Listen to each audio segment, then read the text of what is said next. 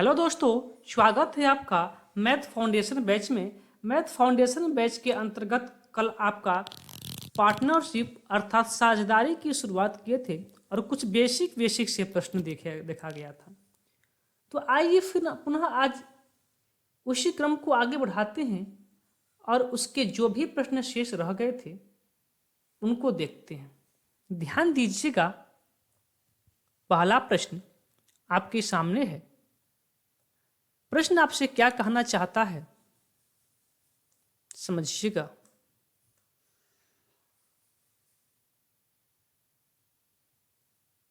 बहुत इंपॉर्टेंट प्रश्न है, ध्यान दीजिए।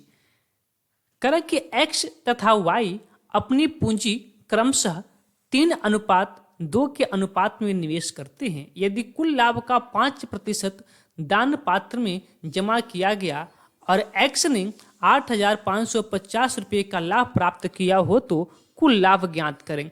ध्यान दीजिए, x और y अपनी पूंजी किस अनुपात में लगाते हैं? x और y अपनी पूंजी 3:2 के अनुपात में लगाते हैं। बातें क्लियर? लेकिन जो भी लाभ होता है आपको पता है कि उनकी पूंजी और समय के अनुपात में होता है। समय की चर्चा नहीं है तो यह मानेंगे कि दोनों का समय क्या है, समान है। तो जब दोनों का समय समान है तो जिस व्यवसाय में दोनों की पूंजी जिस अनुपात में होगा उसी अनुपात में लाभ ही मिलेगा। लेकिन बातें करें कि जितना भी लाभ हुआ है ना, उसका 5% दान पात्र में जमा कर दिया गया है। कहने का मतलब क्या है कि 5% की वैल्यू होती है 1/20। अगर टोटल उसको 20 रुपये लाभ हुआ था तो 1 रुपया दान पात्र में जमा कर दिया है। 19 रुपये के लाभ को लोग आपस में बांटे हैं। तो मेरे अनुसार दोनों का लाभ कितना है? 19 रुपया। किंतु यहाँ देखिएगा, यहाँ दोनों का लाभ कितना है? तो आप कहेंगे दोनों का लाभ कितना है?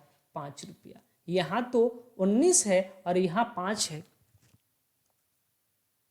लेकिन एक जगह उसका 5 और एक जगह उसका 19, लाभ तो बराबर नहीं है। तो लाभ को हमको सर्वप्रथम बराबर करना होगा। तो लाभ को बराबर कैसे करेंगे? 19 × 5 = 95 करना होगा। यहाँ आपको 19 से मल्टीप्लाई करना होगा और यहाँ आपको 5 से करना होगा, तभी तो जाके यहाँ पर भी आप 19 × 5 = 95 और 19 × 5 = 95 होगा। तब यहाँ 19 से करने का मतलब क्या है कि इन दोनों में आपका 19 से मल्टीप्लाई होगा। तो आइए पुनः इन दोनों में हम 19 से मल्टीप्लाई करते हैं। देखिए, तो 19 दूना कितना हो जाएगा आपका? 38। और 19 तिया कितना हो जाएगा आपका? 57। यहाँ जब 19 से मल्टीप्लाई किए हैं तो क्या हो जाएगा? 19 × 5 = 95 और 20 × 5 क्या हो जाएगा आपका? 100। 5 से यहाँ भी तो मल्टीप्लाई होगा। ठीक है, चलिए अब ध्यान दीजिए।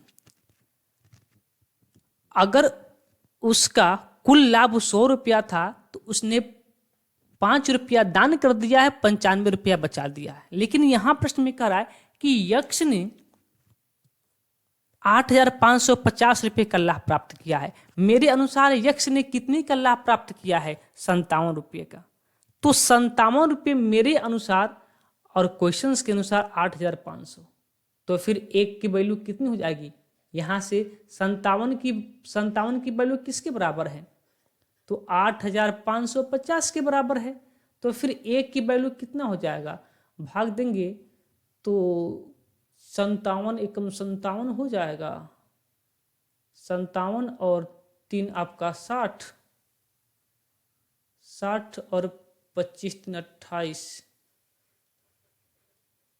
285 कितनी बार हो जाएगा? 5 बार हो जाएगा। 5 × 7 = 35 के 5 कैरी आपका 3, 5 × 25 = 3 = 28। ठीक है, 5 बार में।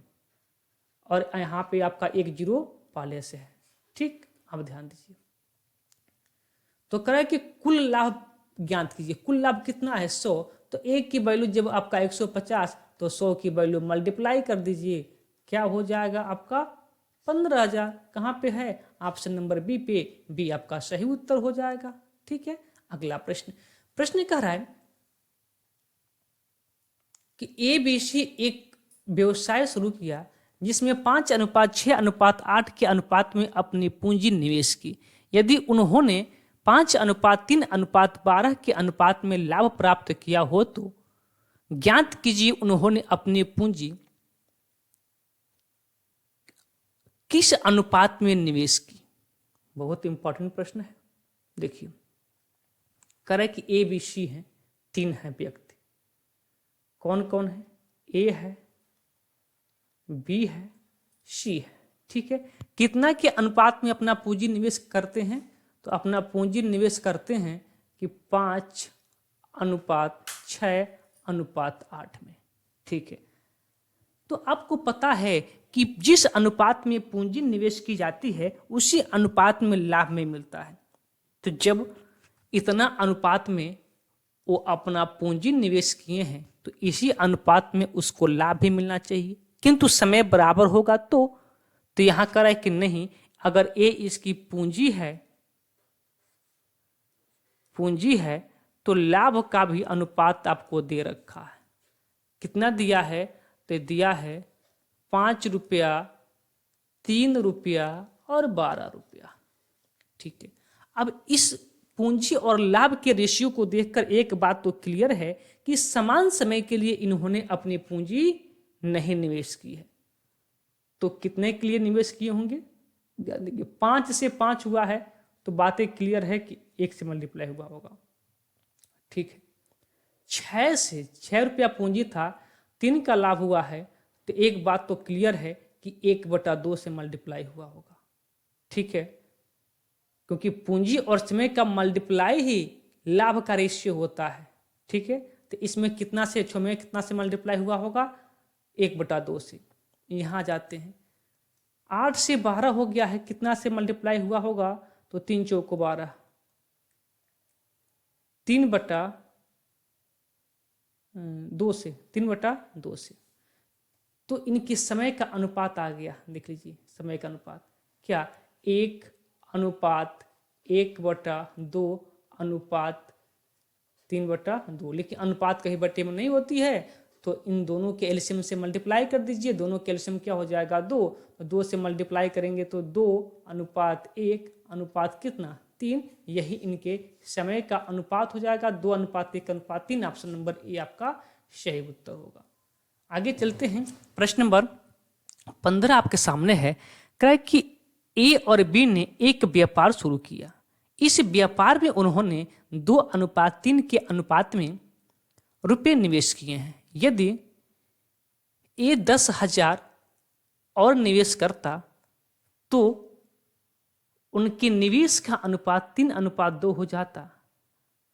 ए ने कितने रुपए निवेश किया? ठीक है, देखिए 2 व्यक्ति हैं, एक ए है और एक बी है।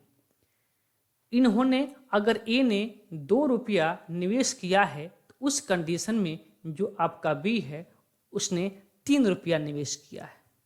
फिर आगे चलते हैं, कह कि ए ने 10,000 रुपया और निवेश किया तो उन दोनों का जो अनुपात हो गया वह बदल के क्या हो गया? 3:2 हो गया। ठीक है, किसने पैसा ऐड किया है? किसने पैसा ऐड किया है? ए ने। जब ए ने पैसा ऐड किया है तो बी तो पहले भी जितना पैसा रखा था अभी भी उतना ही पैसा है, क्योंकि पैसा केवल ए ने ऐड किया है, बी ने कोई पैसा ऐड नहीं किया है। तो बी का पैसा क्या होगा? बराबर होना चाहिए। तो 2 और 3 कैल्शियम 6 कर दीजिए। यहाँ पे 3 से मल्टीप्लाई, यहाँ 2 से मल्टीप्लाई। मान में परिवर्तन न हो इसलिए यहाँ भी 2 से और यहाँ भी 3 से। तो ए की वैल्यू कितना गया? 2 दूना 4 और यहाँ पे कितना आ गया?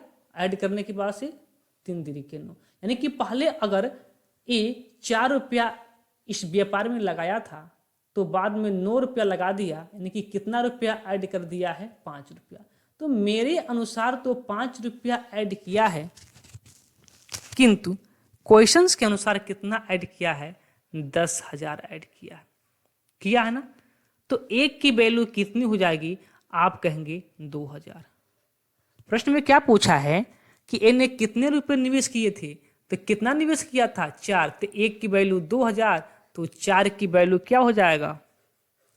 आप कहेंगे 8,000। ऑप्शन नंबर ए आपका सही उत्तर हो जाएगा। ठीक है ना। चलिए प्रश्न नंबर 16 आपके सामने 16 का रहा कि ए और बी मिलकर एक व्यवसाय शुरू करते हैं। ठीक है, 9 महीने के बाद बी व्यापार छोड़ देता है, लेकिन ए की पूंजी 1 महीने और रहती है। महीने लिख दिया गया है, महीने, 1 महीने और रहती है।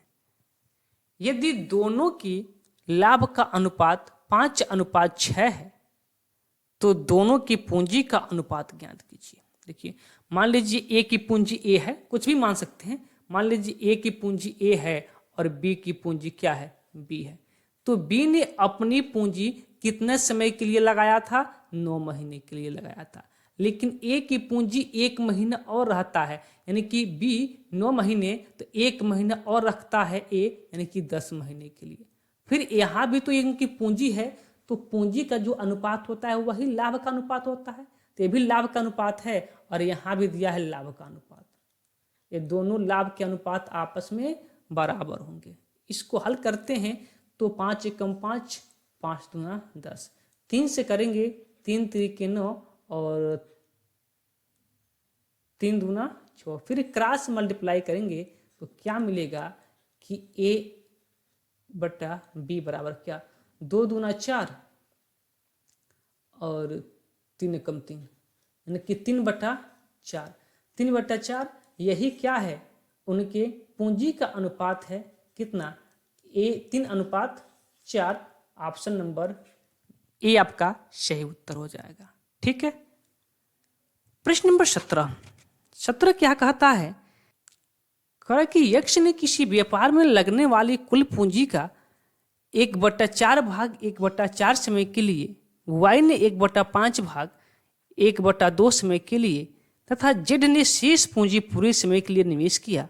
यदि कुल लाभ 1140 रुपया है तो प्रत्येक का हिस्सा क्या होगा। देखिए, 3 व्यक्ति हैं, एक आपका यक्ष है, एक आपका वाई है और एक आपका जेड है। यक्ष के बारे में क्या कहा गया है कि यक्ष 1/4 कुल पूंजी का 1/4 हिस्सा 1/4 समय के लिए और वाई ने 1/5 हिस्सा 1/2 समय के लिए, यह अनुपात है। ठीक है, और शेष हिस्सा जेड ने पूरे समय के लिए लगाया। आप देखिए, शेष हिस्सा बचा क्या, तो कुल पूंजी का 1/4 हिस्सा एक्स ने लगा दिया और जितना ही बचा, नहीं, कुल पूंजी का 1/5 हिस्सा आपका वाई लगा दिया। कितना हिस्सा लग गया, तो 4×5 = 20, लेकिन 9/20।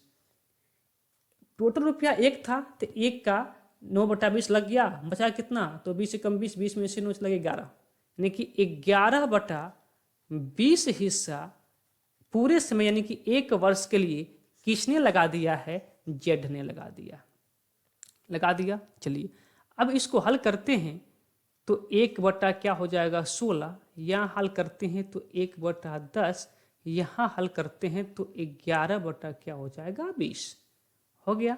ठीक है, 2 से कट जाएगा ना, 2 से काट लेते हैं तो यहाँ आपका 8, यहाँ आपका 5, यहाँ आपका 10। अब एलसीएम से मल्टीप्लाई करना होगा तो 40 इसका एलसीएम होगा, 40 से यहाँ मल्टीप्लाई, 40 से यहाँ मल्टीप्लाई और 40 से यहाँ मल्टीप्लाई। तो यहाँ 8×5 = 40 क्या हो जाएगा आपका 5, और यहाँ क्या हो जाएगा 5/40 क्या हो गया 8, और यहाँ 4 × 40, 11 × 4 = 44। ठीक है, इनके लाभ का अनुपात हो गया। लेकिन क्वेश्चंस में कह रहा है कि कुल लाभ कितना है, 1140 है, और यहाँ पे कुल लाभ कितना है, तो 8×5 = 13 और आपका 44 कितना 13 57 कितना हो गया 57, यानी कि 57 रुपया तो मेरे अनुसार लाभ है। इन सभी को जोड़ लीजिए, ठीक है, सभी को जोड़िए, 57 रुपये का लाभ होगा। 57 रुपया तो मेरे अनुरूप लाभ है, लेकिन क्वेश्चंस के अनुरूप कितना है 1140 रुपया है। तो फिर ए की वैल्यू कितना, 7 दूना 14, 5 दूना 10, 11। ठीक है, ए की वैल्यू कितना 20। तो कहना कि प्रत्येक का हिस्सा क्या होगा। देखिए, अब 1 की वैल्यू 20, तो 5 की वैल्यू क्या 20×5 = 100।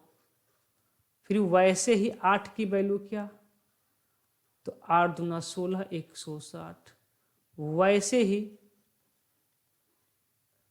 नहीं, ए भी एक्स वाई दिया ना, एक्स की वैल्यू 100, वाई की वैल्यू 160, और इसका 44 दूना 88, 880। ठीक है, एक्स वाई जेड 100, 160 और 880 कहाँ पे है? ऑप्शन नंबर ए पे है, ऑप्शन नंबर ए पे है। ठीक है, अब मेरी बात ध्यान से सुनिएगा, आपको इतना अधिक टाइम व्यतीत नहीं करना था। अगर आप थोड़ा सा होशियार होते तो आप ये सब स्टेप आप भूल जाते, यहाँ से सब स्टेप आप भूल जाते। ठीक है, इतना भूल जाते, इतना तो आपको निकालना पड़ता, ए प्लस वाला सब आप भूल जाते। ठीक है ना, अब देखते आप ना कि ये जो अनुपात है ना, एक्स का, वाई का, जेड का, तो किससे ये पूरी पूरी विभाजित हो रहा है? जिससे विभाजित हो जाएगा वही आपका आंसर होगा। आप 5 से देखेंगे ना तो 5 से सभी विभाजित हो रहा है, तो आपने आइडिया नहीं लगा पाया। 8 से आपने देखा तो 8 से देखिए केवल एक ही ऑप्शन विभाजित हो रहा है। ठीक है, तो केवल जो भी अनुपात है उससे वह संख्या विभाजित होनी चाहिए, अनुपात का नियम होता है। ठीक है, तो जब 8 को आप चेक किए तो केवल 160 विभाजित हो रहा है, बाकी कोई नहीं। 150 8 से विभाजित है नहीं, 140 है नहीं, 170 है, तो आप मार देते। अगर फिर भी 8 से विभाजित होता तो आप 44 से चेक करते। देखिए 44 से कौन कौन विभाज्य है? मात्र एक ही संख्या जो है 44 से विभाज्य है, बाकी न ही 840 है, न ही 830 है, न ही 860 है। तो आप मार्क क्या जाते क्या? Option number A. ठीक है, आगे जो भी प्रश्न होगा इसी नियम पे होगा कि आपका टाइम बचे। प्रश्न कर 18 कि किसी व्यापार में लगने वाले कुल पूंजी का 1/6 भाग यक्ष ने 1/6 समय के लिए, वाई ने 1/3 भाग 1/3 समय के लिए तथा जेड ने शेष पूंजी पूरे समय के लिए निवेश की। यदि व्यापार में वार्षिक लाभ 23,000 प्राप्त हुआ तो इसमें एक्स का हिस्सा क्या है? वाई का हिस्सा क्या है? ठीक है, देखिए 3 व्यक्ति हैं, एक्स वाई जेड। एक्स है, वाई है और जेड है। कह कि एक्स ने 1/6 भाग 1/6 भाग 1/6 समय के लिए, वाई ने 1/3 भाग 1/3 समय के लिए।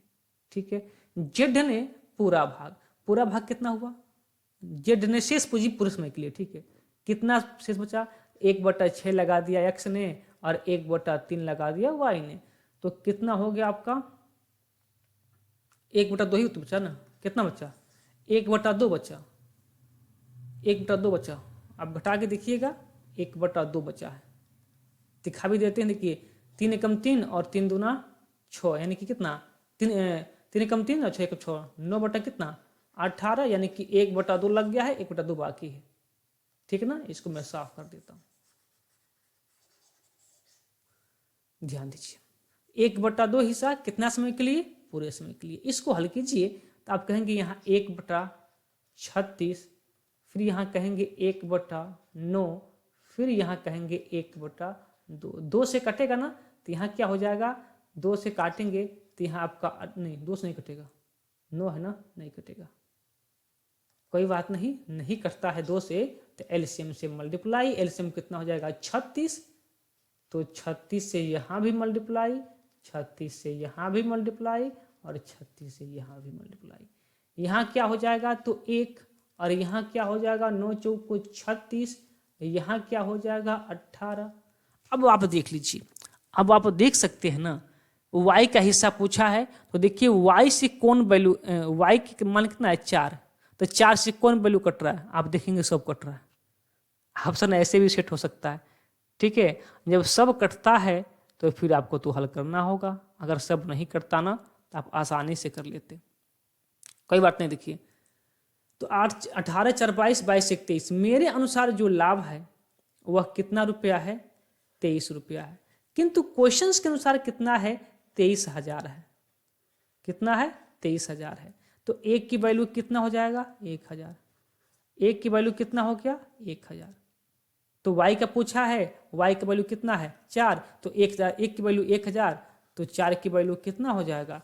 4,000। ऑप्शन नंबर डी आप मार्क आएंगे।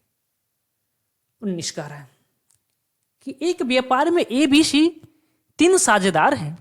ए का लाभांश कुल लाभ का 3/16 है तथा बी का लाभांश कुल लाभ का 1/4 है।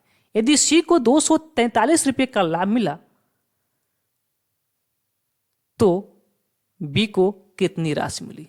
ठीक है, अब वो ध्यान दीजिए कैसे कर सकते हैं इस प्रश्न को। ए बी सी है, 3 साझेदार ए बी और सी हैं। 3 साझेदार आपके ए बी सी है और उनके लाभांश दिया है कितना, 3/16 1/4 और सी का भी वो दिया है कि कितना लाभ मिलता है। तो मान लीजिए कि आपका टोटल जो लाभ है यदि 16 रुपया है, टोटल लाभ 16 रुपया है, तो इस लाभ का टोटल 16 रुपये के लाभ का ए को कितना मिला है, 3/16, यानी कि 16 से 16 कट गया, ए को कितना मिला है 3 रुपया। बात है क्लियर। चलिए अब बी को क्या मिला है, कुल लाभ का 1/4, यानी कि 16 का 1/4 बी को मिला है, 4 चौको 16 कितना मिला है 4, टोटल कितना था 16। 16 रुपया में ए रुपया 3 रुपया आप ए को दे दिए और 4 रुपया आप बी को दे दिए, 4 3 7 रुपया आप दे दिए। आपके पास 16 रुपया था, 16 रुपया में से आपने 7 रुपया दे दिया, आपके बचा कितना 9 रुपया। तो यही 9 रुपया कौन लेके जाएगा, सी। तो मेरे अनुसार सी का जो रुपया है 9 है, लेकिन क्वेश्चंस में करा कि नहीं सी कितना पाया है 243, तो 9 की वैल्यू किसके बराबर है 243 के बराबर है। तो 1 की वैल्यू कितना हो जाएगा, तो 9 दूना 18, 18 दो 20 63, फिर 9 7 63 27।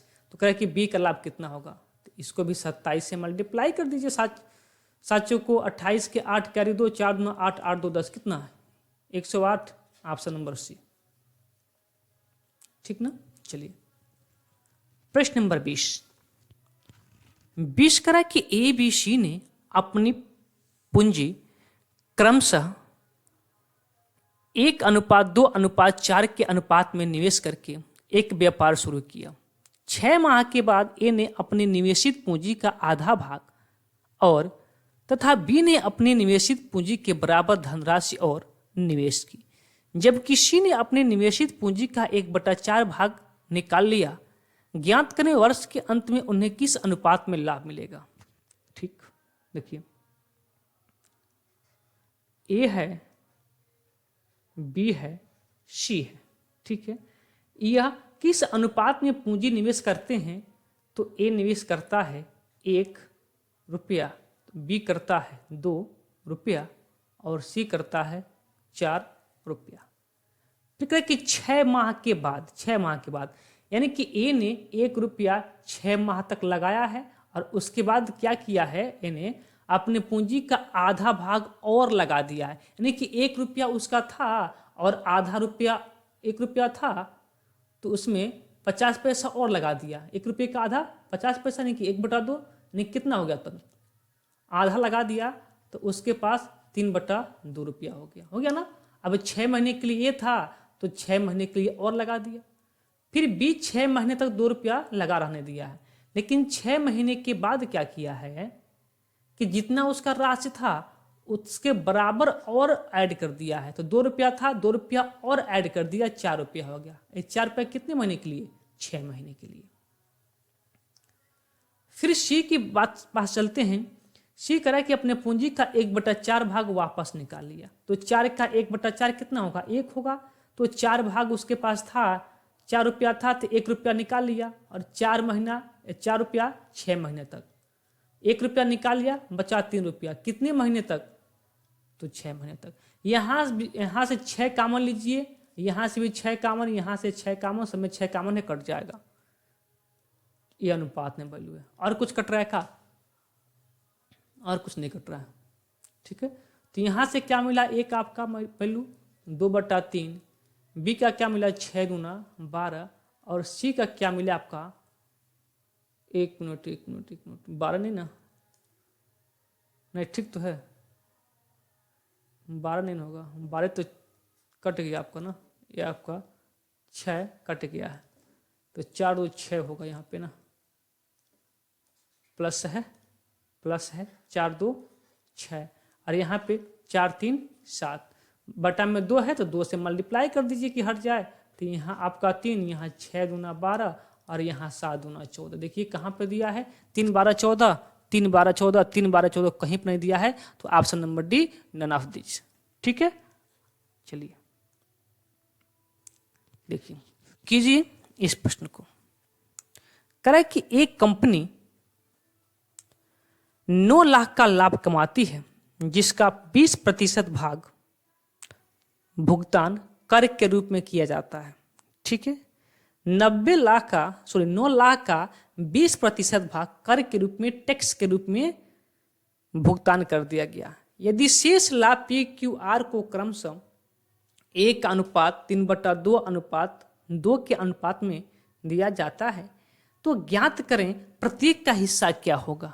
ठीक है,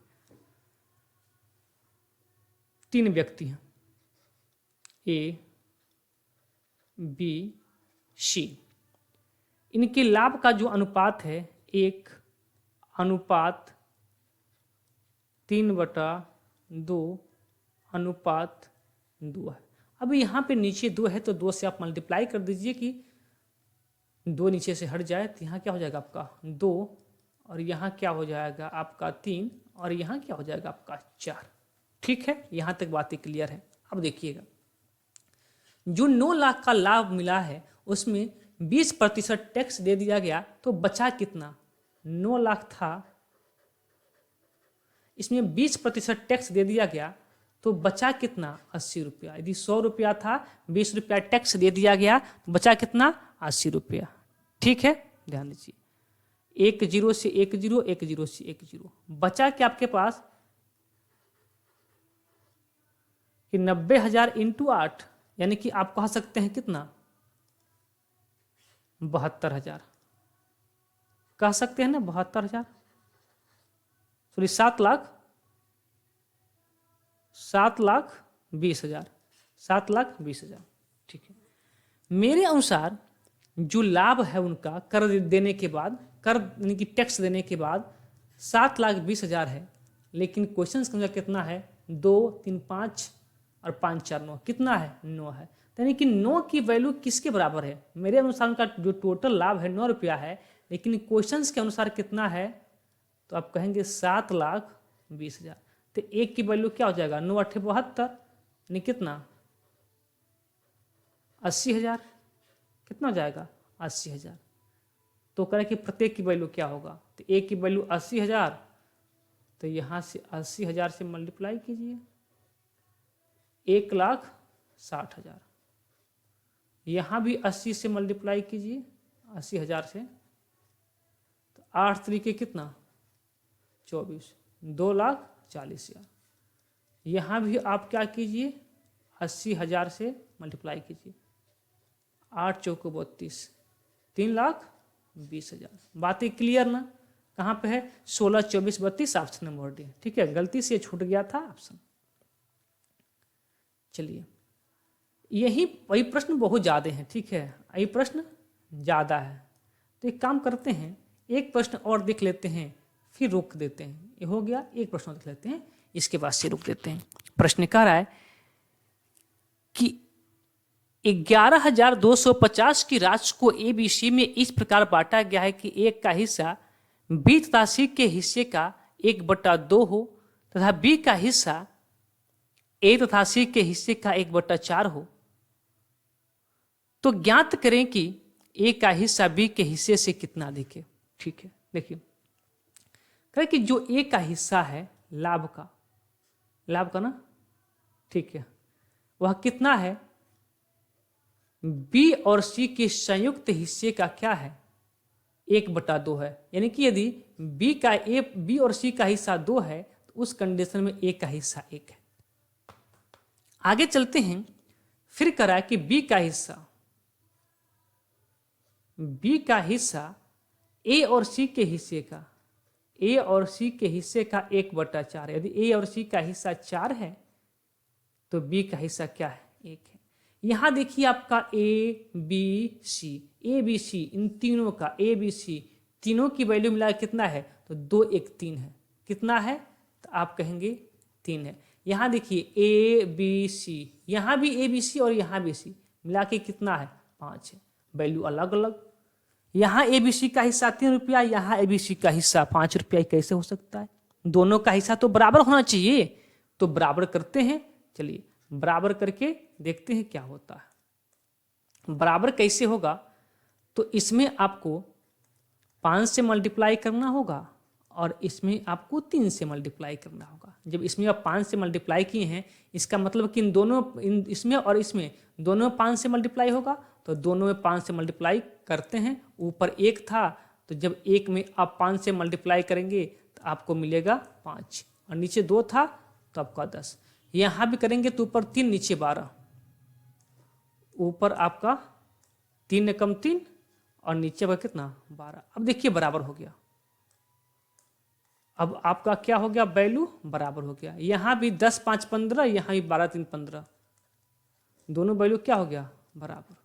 यानी कि मेरे अनुसार जो टोटल राशि है वह कितना है, 15 रुपया है। कितना है, मेरे अनुसार जो टोटल राशि है वह 15 रुपया है, किंतु क्वेश्चन के अनुसार कितना है, 11,250 रुपया है। मेरे अनुसार टोटल राशि 15 रुपया हो गया, किंतु क्वेश्चंस के अनुसार 11,250 है, तो एक की वैल्यू कितना हो जाएगा, तो 15 सत्ते 105, 15 सत्ते 105 कितना हो गया 105, और 7 12 75, 15 25 75, कितना एक की वैल्यू कितना हो गया 750। तो कह रहा है कि ए का हिस्सा बी के हिस्से से कितना अधिक है, तो ए का हिस्सा बी के हिस्से से कितना अधिक है। देखिए ए का हिस्सा 5 है, बी का हिस्सा 3 है, कितना अधिक है 2। तो एक की वैल्यू 750, तो 2 की वैल्यू 750 का 2 में मल्टीप्लाई कितना हो जाएगा 1500, ऑप्शन नंबर बी। तो चलिए फिर आज की क्लास को यहीं पे विराम देते हैं, फिर मिलते हैं अपने शाम वाले बैच में। तब तक के लिए आप सभी को धन्यवाद।